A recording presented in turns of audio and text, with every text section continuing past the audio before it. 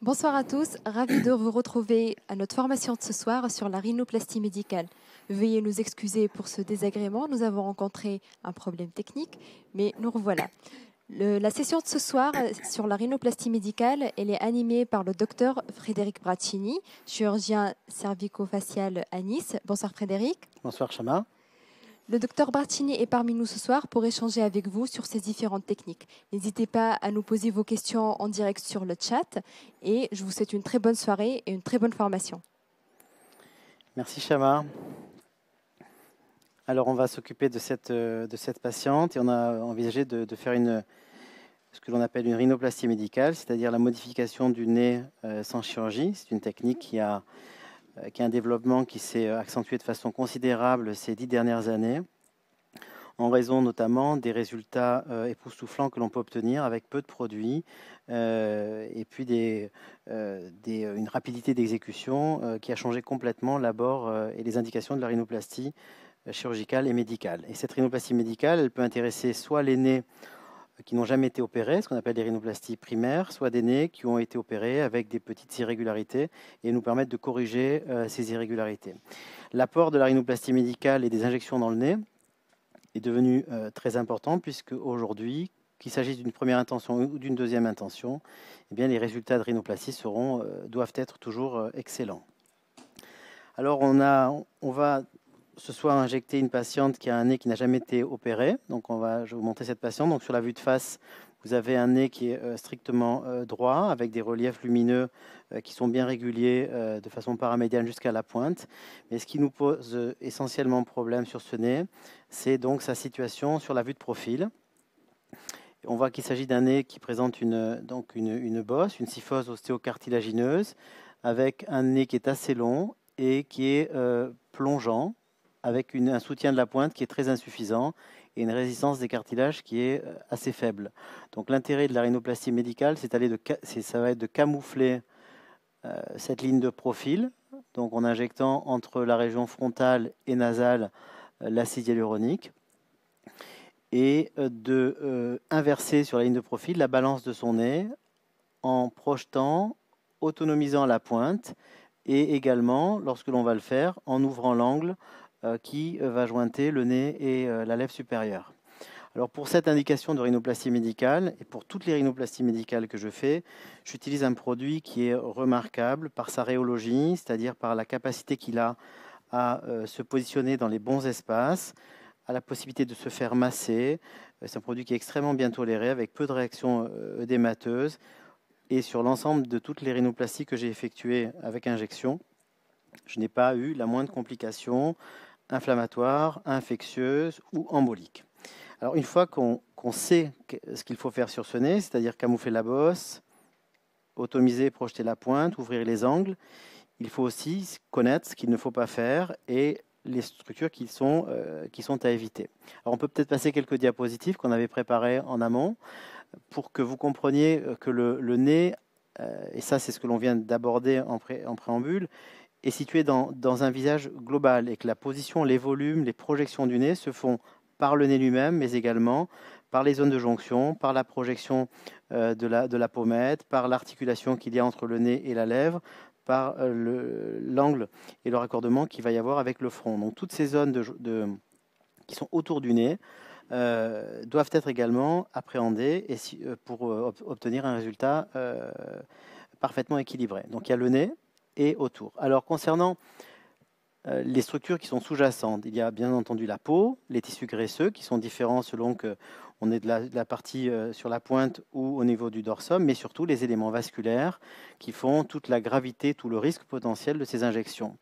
Alors vous voyez sur cette diapositive le réseau vasculaire qui dépend de l'artère faciale, qui va donner des branches de division dirigées tout d'abord vers la pointe du nez, vers cette région ici. On va le dessiner sur la patiente. Donc on va, donc vous voyez ici, pardon, si on peut me tailler le crayon, ce serait bien. Alors on va essayer, donc on a ici, donc ici l'artère faciale qui court dans le sillon nasogénien, puis qui va rester très profonde au contact des structures osseuses paranasales. Au niveau de l'angle interne de l'œil, l'artère faciale et ses branches de division pourront donner des liaisons ou des branches de division qui vont aller vers le système carotidien interne et qui font toute la gravité des migrations emboliques à ce niveau-là. Ensuite, l'artère va continuer sa course pour être très profonde au niveau osseux, au niveau glabellaire. Donc je vais redessiner le trajet. Je vais essayer de pas... Voilà. Donc on a ici des branches de division, comme vous l'avez vu sur la diapo. Ici, une zone à risque. Vous pouvez passer la diapositive suivante. Donc on voit sur cette diapositive les 3 zones à risque sur lesquelles il faut éviter d'injecter. Donc l'angle interne de l'œil, la division à partir de l'aile narinaire, en haut du sillon nasogénien, et puis bien entendu ici vers la terminaison de l'artère faciale au niveau de la région de l'artère glabellaire et des artères trochléaires, supratrochléaires. Diapositive suivante. Donc quand on procède à une injection de rhinoplastie médicale, il faut trouver le bon niveau d'injection. Bien entendu, il faut éviter les artères et il faut se mettre dans les bons plans d'injection qui sont des plans profonds. Sur la partie, le nez est divisé en 2 parties. Une partie osseuse ici, fixe, et ensuite toute la partie basse est une partie mobile cartilagineuse.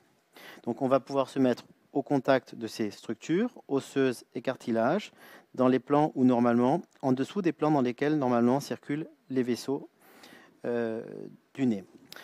Ensuite, en termes de technique, pendant longtemps, j'ai injecté de façon à l'aiguille 27G, le heart-filler universal, mais la publication d'accidents emboliques sur cette région nasale nous impose peut-être d'orienter nos techniques, de les changer et de les faire évoluer pour être en sécurité absolue.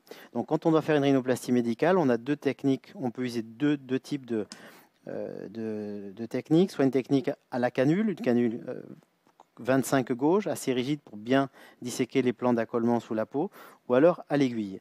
Et si on utilise l'aiguille, eh bien, ce qui a changé, c'est que maintenant, mes points d'injection et mes dépôts se font lorsqu'ils sont sous la forme de bolus avec des techniques de rétroaspiration.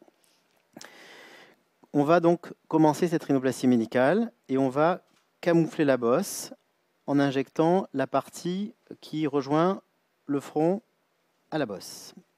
Alors, je vais essayer de me mettre comme ceci pour que vous y voyez bien et qu'on voit en direct l'amélioration. Tournez un petit peu votre corps si vous pouvez, voilà, sans bouger. Impeccable. Donc moi, je ne suis pas dans une situation optimale pour travailler, mais vous êtes en situation optimale pour voir.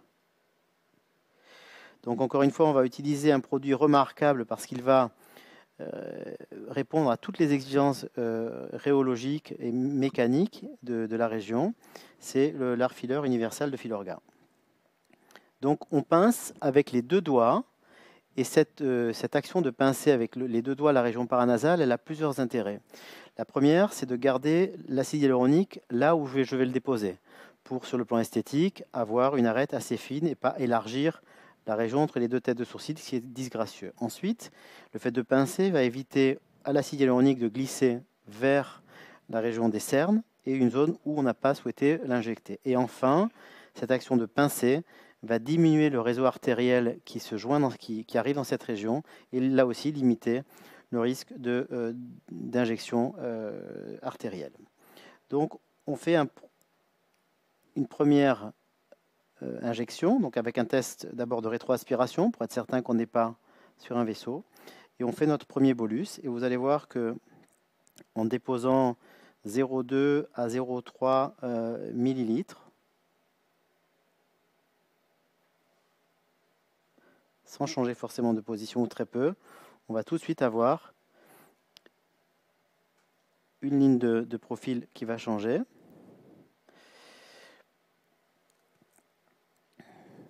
Donc vous allez voir. Voilà. Elle change doucement, si on peut voilà, se positionner parfaitement. Je vais ajuster ma ligne de profil. Vous voyez, il y a une petite irrégularité ici, donc on fait contre-appui avec l'index et je vais juste injecter une petite noisette de produit afin d'obtenir ce que je souhaite au niveau de mon alignement. Alors c'est un petit peu comme une sculpture, hein. Le produit se positionne très vite sur un sous-sol solide, osseux et ou cartilagineux. Et je vais pouvoir donc obtenir ma ligne de profil idéale. Alors je vais encore continuer un petit peu. Cette action rétroaspiration tout le temps et ensuite injection. Cette action de comblement de l'angle nasofrontal va avoir un effet aussi de raccourcissement visuel du nez puisqu'on va avancer le front vers l'avant et donc on va Docteur Bratini, progressivement. nous avons une question sur Internet d'un Oui. médecin à Nice qui pose la question: pourquoi utilisez-vous l'aiguille à la place de la canule? Alors j'utilise l'aiguille parce que c'est une technique qui me paraît plus précise. D'accord. Et quand on a des syphoses comme chez elle, qui font un petit peu des montagnes, à la canule, il faut choisir un point d'entrée. Alors j'aurais choisi cette région-là, La de la pointe pointe du nez. nasale, voilà. D'accord. Et pour courir jusqu'au dorsum, je vais avoir un petit peu quelques difficultés, quelques vallées à affronter, à passer. D'accord. Donc pour des raisons de Technique uniquement, technique. et pour avoir la sécurité d'une canule, c'est pour ça que je fais le test de rétroaspiration. Très bien. Ok. Et est-ce que vous pouvez nous rappeler la quantité que vous venez d'injecter aussi également, s'il vous Alors plaît? là, on a injecté 0,4. Ce qui est intéressant dans les dans les seringues de l'Arfileur universal, c'est qu'on a 1,2 millilitres d'acide hyaluronique, ce qui en fait une D'accord. quantité de 20% de plus que la plupart des autres marques. Très bien. Et l'aiguille, pour les personnes qui nous posent la question, donc c'est une 27 gauge et elle se trouve avec la Elle est seringue. fournie dans la Voilà, boîte. tout à Oui. fait. Merci beaucoup, docteur Alors, on Bratini. va continuer à avancer et on va maintenant s'intéresser à la pointe nasale. Donc, vous voyez, cette pointe nasale, elle est un petit peu globuleuse, un peu divisée entre les deux cartilages de la pointe. Il y a une zone un petit peu médiane qui est vide ici. Et elle est sur la ligne de profil, comme on l'a vu tout à l'heure. On peut recentrer un petit peu. Voilà, on va voir. Voilà. On voit que la pointe nasale, elle a tendance un petit peu à tomber et qu'elle est moins autonomisée, c'est-à-dire qu'elle est moins relevée par rapport au reste du profil. Donc on va faire un point d'injection médian, voilà, qui fait parfois un tout petit peu mal. Et vous voyez la pointe de mon aiguille ici. Donc je fais un test de rétroaspiration avec mon doigt. Et je vais donc relever progressivement la pointe de mon nez, comme quand on fait en chirurgie la mise en place d'un greffon pour remonter la projection de la pointe. Docteur Alors, Bratini, nous avons une question d'un médecin à Lille qui pose la question: est-ce que dans le produit il y a un anesthésiant ou est-ce que vous avez appliqué un anesthésiant avant l'acte? alors il y a les deux, c'est-à-dire qu'on a fait une application de crème anesthésiante. D'accord. Et puis dans l'Arfileur universal, comme dans toute la gamme Arfileur, on a de la lidocaïne. Donc ce qui fait que l'injection est très confortable. Très bien. OK. Est-ce que on va poser la question à la patiente: est-ce que tout va bien? Est-ce que tout va bien, madame? Tout va bien, je sens rien du tout. Bon, très bien. Merci beaucoup, docteur Bratini. Donc là, on va continuer à modeler un petit peu parce qu'il faut bien positionner le produit. Je vous ai dit qu'il était remarquable parce qu'on peut, comme quand on fait de la terre pour ceux qui sculptent, obtenir la forme idéale. Et vous voyez que paradoxalement, on a rajouté du produit sur la pointe alors qu'elle était large. On l'a monté un peu comme un piquet de tente et on a projeté et rendu la pointe du nez plus relevée. On va encore regarder un peu si on arrive. Vous pouvez centrer. Vous voyez, la ligne de profil est remontée. On a notre nez qui est beaucoup, beaucoup plus doux, qui paraît moins long parce que j'ai avancé le front. La bosse est comblée. Et la pointe, elle existe. Elle est identifiée. C'est pour ça qu'on dit qu'elle est autonomisée par rapport à la ligne de profil. Alors je vais quand même, et c'est aussi l'intérêt de l'acide hyaluronique, c'est pas qu'une vertu de camouflage, c'est un complément, un traitement structurel de soutien. Je vais également lui injecter sur l'épine nasale pour donner un petit peu plus de soutien et de tenue et de résistance pour éviter que la pointe ait tendance à s'affaisser. On va encore continuer d'aller dans le sens de l'ouverture de l'angle. Vous voyez qu'elle a un angle aujourd'hui qui est à peu près de 90 degrés. Les angles chez la femme entre la lèvre et le nez sont un peu plus ouverts que celui-ci. On va essayer de le travailler. Là, ça peut faire un petit peu mal. On va au contact de l'épine, rétroaspiration, et je vais injecter mon produit un peu comme un étai, comme un pilier. Voilà. En évitant de mettre trop de produit pour élargir la columelle. Voilà.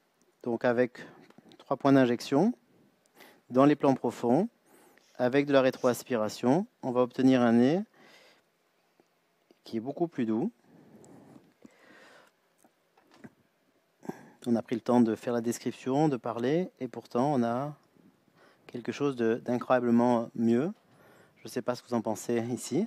Docteur Brattini, est-ce que vous pouvez nous faire un petit rappel sur les quantités injectées Alors, et les plans d'injection des 3 zones que vous venez d'injecter, s'il vous plaît? Alors, concernant l'angle nasofrontal, j'ai injecté 0,4 ml Très bien. d'acide hyaluronique dans un plan profond. Art filler universal.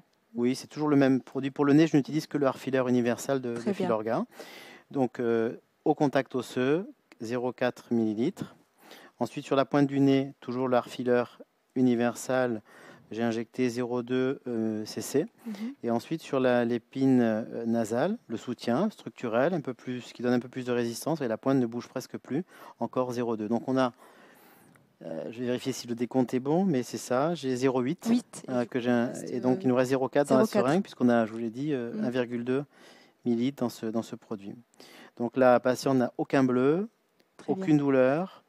Est-ce que vous revoyez vos patientes après Oui, alors il faut les revoir dans les 15 jours qui suivent. Très Il ne faut bien. pas les surcorriger. Et puis s'il est nécessaire de réinjecter, on le fera pas avant 15 jours. Très bien.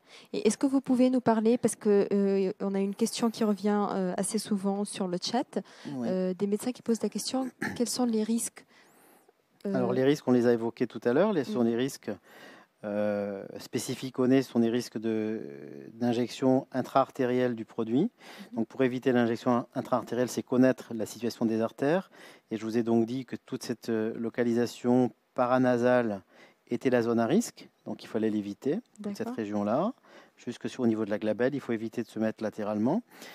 Si on utilise l'aiguille, de faire des bolus très doux et des tests de rétroaspiration. Et si on veut utiliser une canule, eh bien à ce moment-là, on est totalement en sécurité avec une canule qui sera d'une taille assez grosse et plutôt du 25 gauche.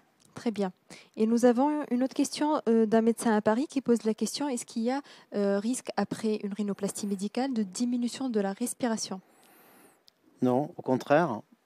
Au contraire, on peut utiliser les injections donc, de rhinoplastie médicale pour ouvrir la valve nasale qui souvent, après la chirurgie, présente quelques dysfonctionnements. Donc pas de risque fonctionnel.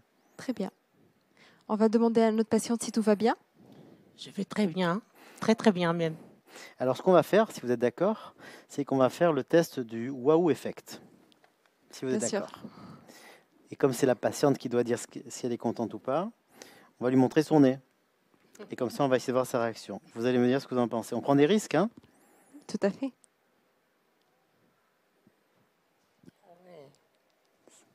Ah ouais, c'est joli. Ça vous plaît? Regardez le profil. Ah ouais. Ah, j'aime bien. Voilà, on a souvent des résultats qui sont assez... C'est magnifique. Le résultat, il est magnifique. Magnifique, vraiment magnifique. J'ai rien senti, hein. Vraiment.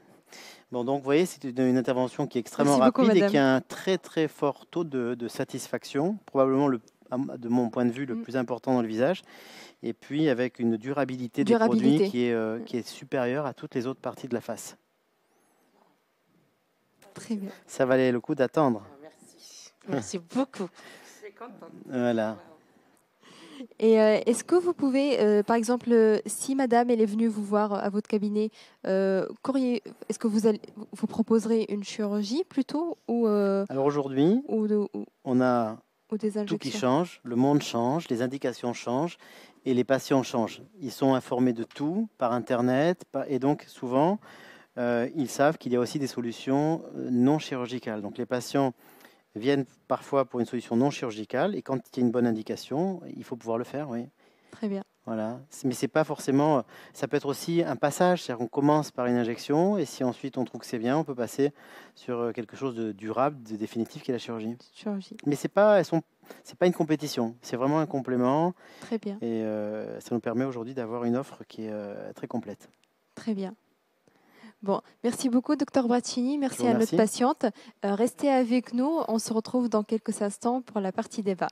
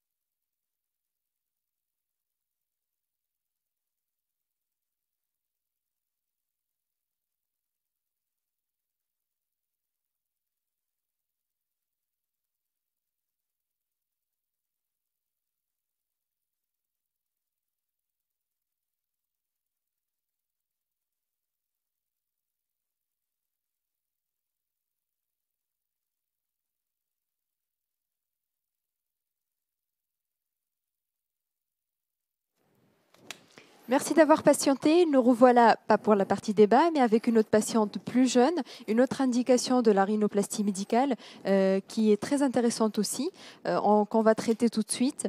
Docteur Braccini, je vous laisse avec la patiente.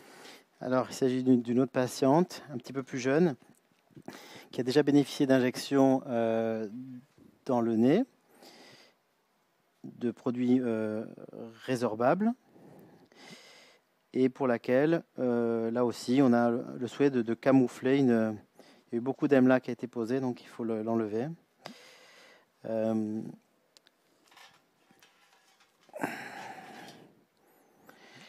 Pour laquelle il va falloir combler, camoufler cette bosse. La désinfection se fait toujours avec de la chlorhexidine pour éviter les infections. Et vous voyez, donc on prépare la peau avec la crème et ensuite on fait l'injection avec ces produits qui contiennent de la lidocaïne. Alors pour cette patiente, on a un nez qui est, je ne sais pas si vous l'avez sur la vue de profil, si on peut zoomer une vue de profil, voilà. Donc un nez qui est un peu différent du précédent. On a une projection de pointe qui est très importante, donc il faudra éviter d'injecter, de projeter trop la pointe vers le haut, à la différence de la patiente précédente où on avait un affaissement de cette partie, et un angle qui est très ouvert, avec l'angle est à 110 degrés, 115 degrés, alors tout à l'heure on était sur un angle qui était pincé. Donc il ne faudra pas augmenter et aggraver la projection de la pointe.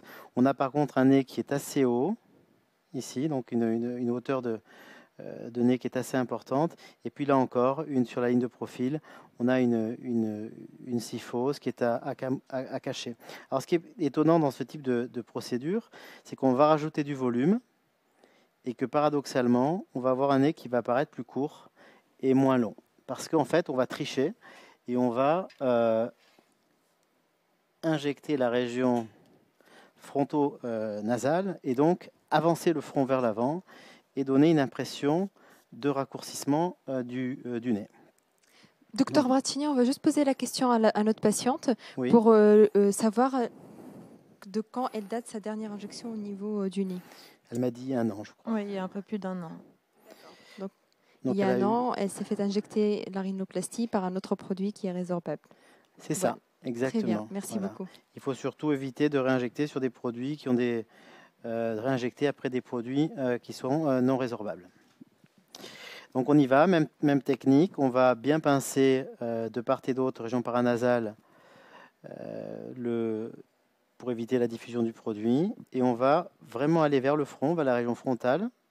On peut peut-être se mettre de profil et vous allez peut-être mieux y voir.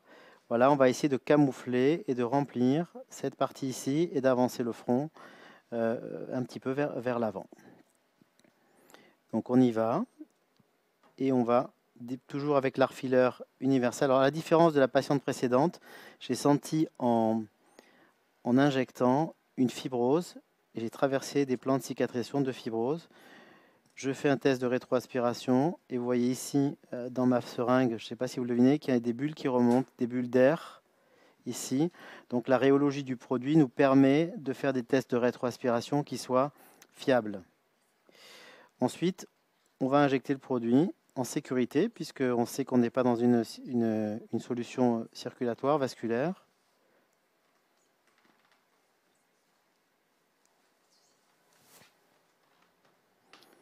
Voilà. Donc, mon produit est injecté et on commence à travailler, à sculpter le nez. Ça ne fait généralement pas mal. Alors ça saigne un peu plus que d'habitude, probablement lié au fait que la zone est inflammatoire et cicatricielle. Et dans ces zones-là, plus que tout autre, il faut être prudent. Donc des tests de rétroaspiration et puis des tests et des injections rétrotraçantes très douces. Vous voyez, tous les points saignent.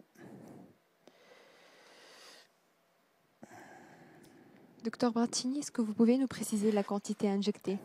Alors là, on a injecté Un peu. peu On plus, a peut-être, injecté, que non, la on a patiente précédente. injecté 0,3 cc. Donc tout à l'heure, on était à 0,4. Donc on est dans les mêmes proportions.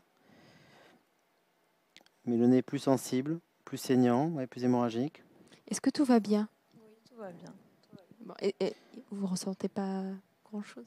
Non, pas de douleur, rien. Alors elle a eu le temps de Très bien. patienter puisqu'on avait mis de la crème même là, de la crème anesthésiante pendant un long moment. Et Merci beaucoup, docteur vous Brattini. voyez tout de suite que l'on a sur la ligne de profil. On va corriger un petit peu. Et on va continuer. On va continuer à nettoyer et ensuite injecter. Voilà, je vais vous montrer une petite injection latérale.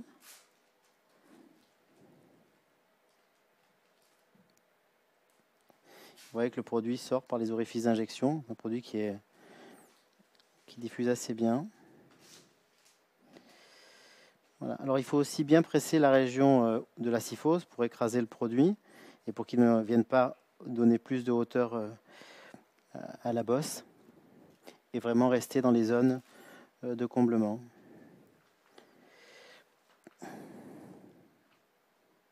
Donc on fait vraiment du sur-mesure. Voilà.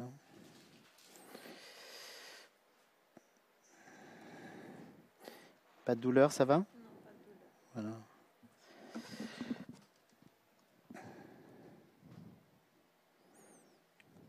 Voilà, on a une ligne de profil qui est plus douce. Je ne sais pas si on peut rétablir, vous voyez. Là aussi, avec très peu de produits. On a l'impression que le nez paraît plus court, puisque le front s'est avancé. Si vous avez des questions, n'hésitez pas. Hein. Docteur Brattini, est-ce que vous pouvez nous faire un petit rappel sur les quantités, le plan d'injection aussi pour cette patiente? Est-ce que c'est la même technique? Est-ce que c'est le même plan d'injection? Oui, c'est exactement la même chose. C'est un plan profond d'injection, contact osseux, Très avec bien. un bolus que l'on dépose de façon très lente, toujours avec leur fileur universal, avec une technique rétrotraçante et sur la ligne médiane en évitant la diffusion latérale du produit. Très bien. Et dans le cas de notre deuxième patiente, vous ne recommandez pas d'injecter la pointe du nez dans ce cas-là? Dans ce cas, non, parce que comme vous pouvez le voir, le nez est déjà très projeté, c'est-à-dire que la distance entre le départ du nez et la pointe du nez est assez importante. Donc si on rajoute encore du volume, on va donner une impression de trop projection de la pointe. Donc dans cette patiente, ça s'est limité à un camouflage de la bosse par le comblement de l'angle nasofrontal. Alors, ce qui est intéressant sur cette vue que vous avez, la vue précédente frontale, on voit bien que les lignes de reflet lumineux restent parfaitement bien identifiées et il n'y a pas trop d'élargissement sur la partie de la racine du nez. Très bien. Merci beaucoup, docteur Braccini. Je vous en prie. Est-ce qu'on peut montrer le résultat impressionnant à notre patiente? On va lui montrer pour voir si on a le wow effect comme tout à l'heure. Alors, on y va. Je vous laisse regarder et vous nous dites si vous êtes contente. Ouais. Très bien. C'est magnifique, hein. C'est vraiment un effet waouh. Alors c'est bluffant parce qu'avec peu de produits, là on a utilisé 0,4, c'est pas beaucoup. Hein. Ouais, c'est très bien déjà, ouais. Vous voyez, donc vous avez un Ça a profil. bien restauré la bosse. Voilà. Tout à fait. Pour une durabilité 18 qui mois. va jusqu'à 18 mois. 18 Voilà. mois, 2 ans, des fois des cas avec des tenues en place qui durent même jusqu'à 3 ans. Parce que notre patiente, elle se plaignait du produit qui a été injecté précédemment, qui a duré uniquement 6 mois. Donc, non, oui, c'est ça, qui n'a pas duré longtemps. Donc celui-là, je pense qu'elle pourra, dans 2 ans, elle sera encore là, il sera toujours en place. Voilà. Bon. Merci beaucoup, docteur Braccini. Merci à rien, notre patiente. Chama. Restez avec nous. On se retrouve cette fois-ci dans quelques instants pour la partie débat. À tout de suite.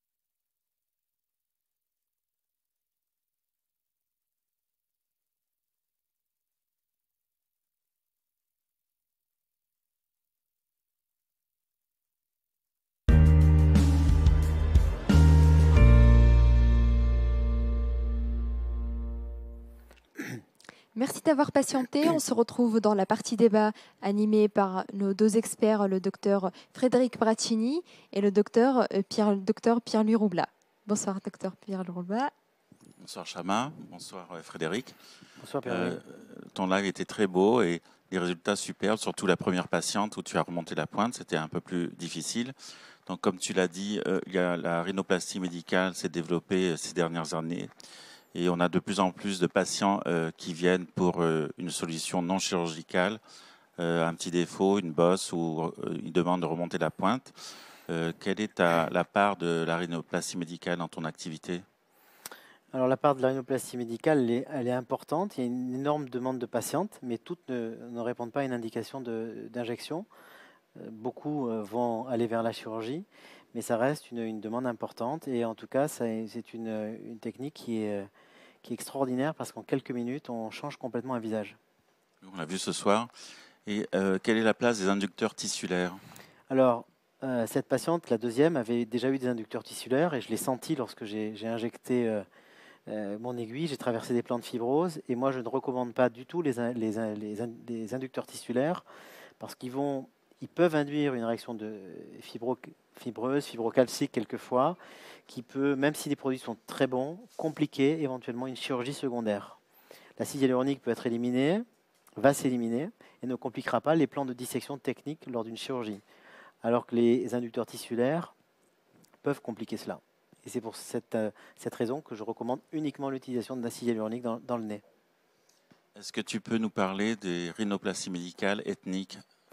Alors, des conseils pour les médecins qui débutent, un nez africain alors oui, ou asiatique? Oui, alors bien, ce sont des nez, des rhinoplasties d'augmentation médicale, donc il faut rajouter beaucoup de produits pour le plus souvent corriger des nez qui peuvent apparaître comme encellés ou trop épatés. Il faut être assez prudent sur les quantités injectées sur les nez de ce type, parce qu'il ne faut pas dépasser, et en tout cas moi je ne recommande pas de dépasser lors d'une procédure une ampoule d'acide hyaluronique. Et s'il y a besoin, tu le revois 15 jours Oui, après, 15 tu jours après, augmentes et le volume. on refait des procédures progressives, plutôt que de charger, de mettre 2 ampoules sur un nez lors de la première. Docteur Braccini, docteur Roubla, parlez-nous un peu des autres tendances pour optimiser le résultat pour une patiente comme notre patiente de ce soir, par exemple. Est-ce que vous lui proposez d'injecter le menton peut-être ou les lèvres pour traiter une profiloplastie après une rhinoplastie médicale? Oui, c'est ce qu'on a dit tout à l'heure aussi dans l'indication, c'est que le nez, il y a une forme de nez à corriger, une bosse à camoufler, une pointe à projeter, mais le nez, il est dans un visage et il y a des angles de raccordement avec le front, avec les lèvres et des pommettes de chaque côté qui donnent une projection plus ou moins marquée et qui peuvent donner au nez une présence plus ou moins importante. Donc corriger et injecter par exemple des pommettes, ça va diminuer sur la vue latérale la présence du nez dans la face. Injecter une lèvre, un menton ou une jonction frontonasale, ça va rééquilibrer complètement un profil et donc c'est essentiel. Je crois qu'il va y avoir un live sur la profiloplastie et je suis d'accord avec toi. Est-ce que tu peux... quand est-ce que tu refuses une rhinoplastie médicale?